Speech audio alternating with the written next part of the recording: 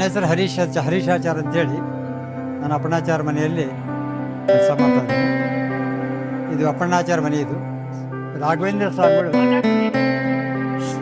ಇದು ಅಪ್ಪಣ್ಣಾಚಾರ ಮನೆ. ಇದು ರಾಘವೇಂದ್ರ ಸ್ವಾಮಿಗಳು 13 ವರ್ಷಗಳ ಕಾಲ ಅಪ್ಪಣ್ಣಾಚಾರ ಜೊತೆಯಲ್ಲಿದ್ದರು. ಅಪ್ಪಣ್ಣಾಚಾರ್ಯ ಯಾರಂದರೆ ರಾಘವೇಂದ್ರ ಸ್ವಾಮಿಗಳ ಅಂತರಂಗದ ಶಿಷ್ಯರು. ಜಪದ ಕಟ್ಟೆಯಲ್ಲಿ ಹೋಗಿದ್ದೀರಾ? ಜಪದ ಕಟ್ಟೆಯಲ್ಲಿ ರಾಘವೇಂದ್ರ ಸ್ವಾಮಿಗಳು ತಮ್ಮ ಜಪ ಎಲ್ಲ ಮುಗಿಸ್ಕೊಂಡು ಬಂದು ಹೊರಗಡೆ ಏನಪ್ಪ ಗ್ರಿಲ್ ಹಾಕಿದರೆ ರಂಗೋಲಿ ಹಾಕಿದ್ದಾರೆ. ಆ ಸ್ಥಳದಲ್ಲಿ ಕೂತ್ಕೊಂಡು ರಾಘವೇಂದ್ರ ಸ್ವಾಮಿಗಳು ವಿಶ್ರಾಂತಿ ಮಾಡಿದ್ರು. ಅಪ್ಪಣ್ಣಾಚಾರ್ಯರು ಅವ್ರಿಗೆ ಕೈ ಕಾಲು ಹೊತ್ತೋದು, ಬೀಸಣಿಕೆಯಿಂದ ಬೀಸೋದು ಎಲ್ಲ ಮಾಡ್ತಿದ್ರು.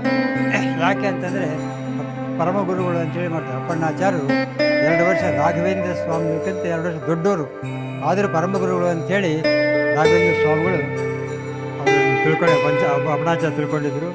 ಇದು ಇಲ್ಲೊಂದು ಇದು ಹುತ್ತ ಇತ್ತು. ಈ ಹುತ್ತದಲ್ಲಿ ಏನಪ್ಪ ಅಂತಂದ್ರೆ ಒಂದು ಜೀವಂತ ಸರ್ಪ ಇತ್ತು. ಕೃಷ್ಣ ಸರ್ಪ ಅಂತಿದ್ರ ಹೆಸರು. ಇದು ಅಪ್ಪಣ್ಣಾಚಾರ್ಯ ಪೂಜಾ ಮುಗಿಸಿದ ಮೇಲೆ ಇಲ್ಲಿ ಒಂದು ತಂಬಿಗೆಯಲ್ಲಿ ಹಾಲು ಇಡ್ತಿದ್ರು. ಹೊರಗಡೆ ಮುಖ್ಯ ಪ್ರಾಣದೇವರು ಇಡ್ತಿದ್ರು. ಆ ಹಾಲು ತೊಗೊಂಡೋಗು ಹೊರಗಡೆ ಇಡ್ತಿದ್ರು. ಯಾಕಂದರೆ 450 ವರ್ಷದ ಮನೆ ಇದು. ಬರೀ ಮಣ್ಣಿನ ಮನೆ ಇತ್ತು. ಅದಕ್ಕೆ ಮಣ್ಣಿಗೆ ಬೀಳ್ಬಾರ್ದು ಅನ್ನೋ ಸಲುವಾಗಿ ಹಾಲು ತೊಗೊಂಡು ಹೊರಗಡೆ ಹೋಗಿ ಇಡ್ತಿದ್ರು. ಆ ಹಾಲು ಹೊರಗೆ ಇಟ್ಕೊಳ್ಳಿ ಈ ಕೃಷ್ಣ ಸರ್ಪ, ಜೀವಂತ ಕೃಷ್ಣ ಸರ್ಪ ಹೊರಗಡೆ ಹೋಗಿ ಹಾಲು ಕುಡಿದು ಬಂದು ಮತ್ತೆ ಹುತ್ತ ಸೇರ್ತಾಯಿತ್ತು.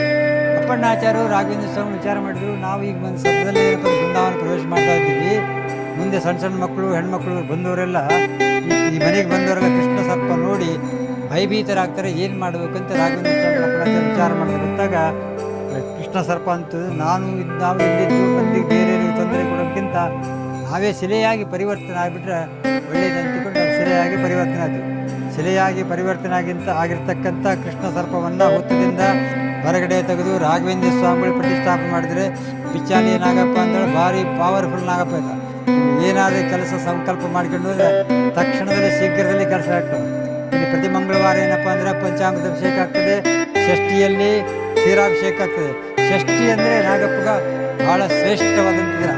ಇಲ್ಲಿ ಕಾಯಿ ಯಾಕೆ ಸಮರ್ಪಣೆ ಮಾಡ್ತಾರೆ ಅಂತಂದರೆ ಯಾರಿಗೆ ಸರ್ಪದೋಷ, ಕುಜದೋಷ, ಯಾರಿಗೆ ಸಂತಾನ ಪ್ರಾಪ್ತಿಯಾಗಿಲ್ಲ, ಯಾರಿಗೆ ಲಗ್ನ ಆಗಿಲ್ಲ, ಯಾರಿಗೆ ಕುಜದೋಷ, ಇಂಥವ್ರು ಏನಪ್ಪ ಅಂದ್ರೆ 5 ವಾರ, 7 ವಾರ, 11 ವಾರ ತಮ್ಮ ಗೋತ್ರ ನಕ್ಷತ್ರ ಹೇಳಿ ಕಾಯಿ ಸಂಕಲ್ಪ ಮಾಡಿ ದಿನ 100 ಜನ ಮಂದಿ ಕಾಯಿ ಸಂಕಲ್ಪ ಮಾಡಿರ್ತಾರೆ.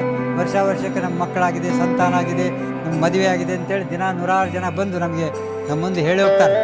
ಆಮೇಲೆ ಇನ್ನೂ ಸಣ್ಣ ಏನಪ್ಪ ಅಂತಂದರೆ ಯಾರಿಗೇನಪ್ಪ ಅಂದರೆ ಆರೋಗ್ಯ ಭಾಗ್ಯ ಇಲ್ಲ, ಯಾರಿಗೇನಪ್ಪ ಸ್ಕಿನ್ ಡಿಸೀಸ್, ಆಮೇಲೆ ಏನಪ್ಪ ಅಂದರೆ ಕೋರ್ಟ್ ಕೇಸಸ್ಸು, ಆಮೇಲೆ ಮನೆ ಸಿಕ್ಕಿಲ್ಲ, ಫೈನಾನ್ಸ್ ಪ್ರಾಬ್ಲಮ್, ಆಮೇಲೆ ಆರ್ಥಿಕ ಪರಿಸ್ಥಿತಿ, ಆಮೇಲೆ ಮಕ್ಕಳಿಗೆ ಏನಪ್ಪ ಅಂದರೆ ಪ್ರಮೋಷನ್ ಆಗಿಲ್ಲ, ನೌಕರಿ ಸಿಕ್ಕಿಲ್ಲ, ವ್ಯವಹಾರದಲ್ಲಿ ಅಭಿವೃದ್ಧಿ ಆಗಿಲ್ಲ ಅಂಥವ್ರು ಕೂಡ 1 ವಾರ, 2 ವಾರ, 3 ವಾರ ಪಂಚಾಮೃತ ಅಭಿಷೇಕ ಮಾಡಿ ಕಾಯಿ ಸಂಕಲ್ಪ ಸಮರ್ಪಣೆ ಮಾಡಿದ್ರಪ್ಪ ಅಂದರೆ ನಿಮ್ಮ ಗೋತ್ರ ನಕ್ಷತ್ರ ತಗೊಂಡು ನಾವೇ ಏನಪ್ಪ ಅಂದ್ರೆ ಪ್ರತಿ ಮಂಗಳವಾರ ಷಷ್ಠಿ ದಿವಸ ಇಲ್ಲ ಕ್ಷೀರಾಭಿಷೇಕ, ಪಂಚಾಮೃತ ಅಭಿಷೇಕ ಮಾಡ್ತೀವಿ.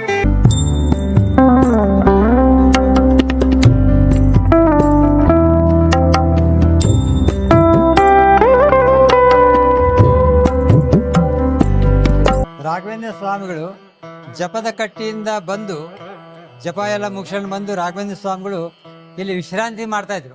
ಈ ಸ್ಥಳದಲ್ಲಿ ರಾಘವೇಂದ್ರ ಸ್ವಾಮಿಗಳು ವಿಶ್ರಾಂತಿ ಮಾಡ್ತಿದ್ರು.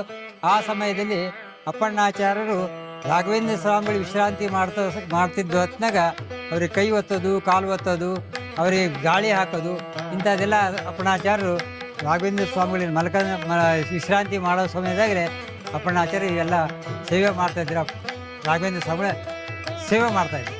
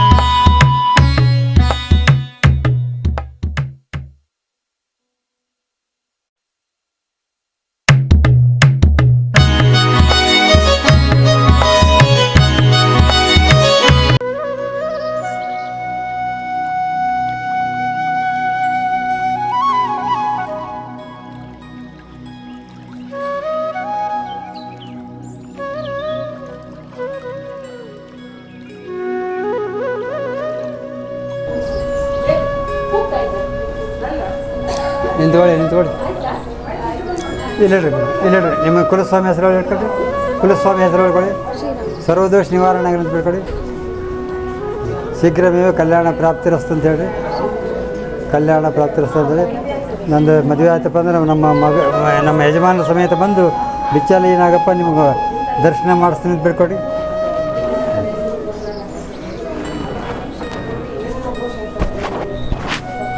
ಸ್ಟಾರ್ಟ್ ಮಾಡಿದ್ರೆ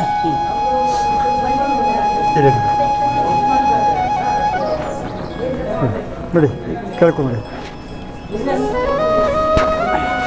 ಸ್ವಲ್ಪ ಮುಂದ್ಗಡೆ ಬನ್ನಿ, ಆ ಕಡೆ ಬಂದು ಅಲ್ಲೆಲ್ಲ ಸ್ವಲ್ಪ ಆ ಕಡೆ ಬನ್ನಿ ಅಮ್ಮ, ಎಲ್ಲ ಮಾತಾಡಬೇಡಿ ಚಾನಲ್